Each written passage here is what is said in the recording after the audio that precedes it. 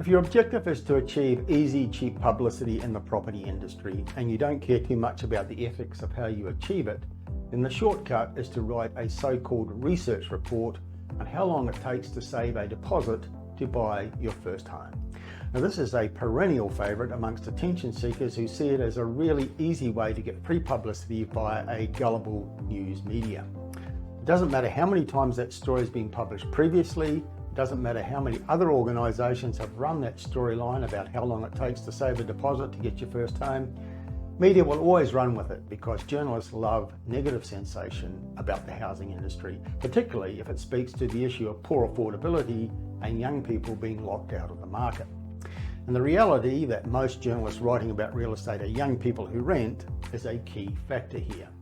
So recently we had yet another one of these shallow reports published, not for the purpose of helping or informing consumers, but for no better reason than to drum up public profile for the attention-seeking business.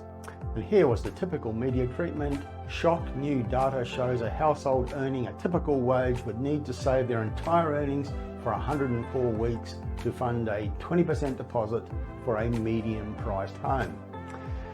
Now, the only aspect about that that's shocking is that media would publish this nonsense yet again.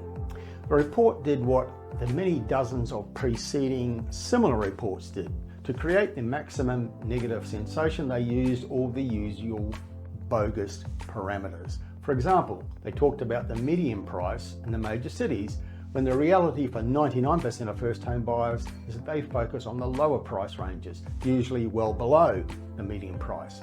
If you're buying in Brisbane, for example, you don't target median price properties, which are close to $1 million. You focus on affordable areas like the Ipswich, Logan and Moreton Bay regions where houses can be found below $600,000. Or you target attached dwellings, units and townhouses, which are an affordable way to get your foot on the property ladder and increasingly popular with first-time buyers. Now, these kinds of sensation-seeking reports never discuss units and townhouses because, being more affordable, they don't serve the primary purpose, which is to come up with a highly negative outcome. So the other bogus parameter that they use to create the negative sensation that they seek is the 20% deposit. The reality is that no one saves a 20% deposit anymore. You don't need to.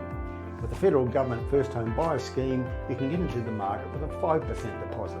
And with the Queensland government scheme, at a state government level, you need only a 2% deposit.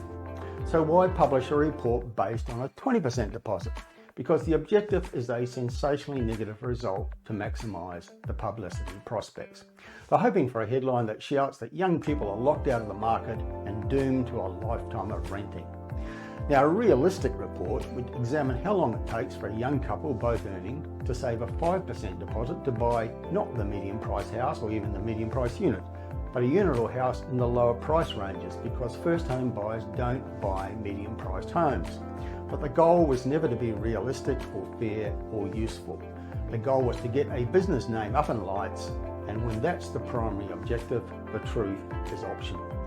Now, while this twaddle was being dressed up as research and presented as news, the federal government was implementing its plan to help more first home buyers get into the market with a 5% deposit. The 5% first home buyer guarantee scheme starts on the 1st of October, which is earlier than originally planned and will allow an estimated 70,000 households to purchase their first home each year.